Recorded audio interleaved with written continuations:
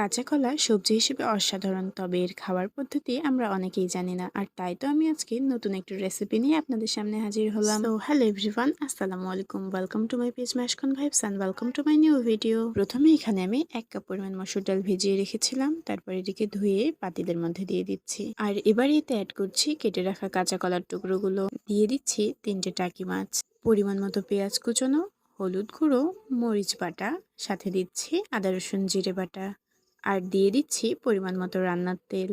খেয়াল করলে বুঝতে পারবেন এখানে কিন্তু আমি লবণ ইউজ করিনি, কেননা এই রান্নার জন্য এখানে আমরা মসুর ডাল নিয়েছি, আর এখন লবণটা দিলে এই মসুর ডালটা সেদ্ধ হতে অনেক সময় লাগবে। এবারে হাতের সাহায্যে সবগুলোকে মেখে নিচ্ছি ভালো করে, তারপরে এতে দিয়ে দিচ্ছি পরিমাণ মতো পানি।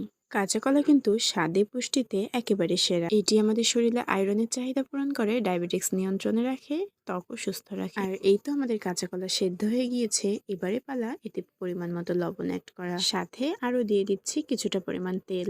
এবারে এই তরকারিটি অনবরত নেড়ে চেড়ে ভালো করে ভেঙে নিচ্ছি। এই তরকারিটি খেতে অসাধারণ হয়, একেবারে দুর্দান্ত। আপনি চাইলে এটিকে ভাত, রুটি, পরোটার সাথে অনায়াসে খেয়ে নিতে পারবেন। আর এই তো এখানে আমাদের কষানো হয়ে গিয়েছে, এবারে দিচ্ছি পরিমাণ মতো পানি, আর তারপর কিছুক্ষণ রান্না করে নিলে রেডি হয়ে যাবে আমাদের স্পেশাল কাঁচা কলার তরকারি। কেমন লাগলো এই রেসিপিটি অবশ্যই কমেন্ট করে জানাবেন। আল্লাহ হাফেজ।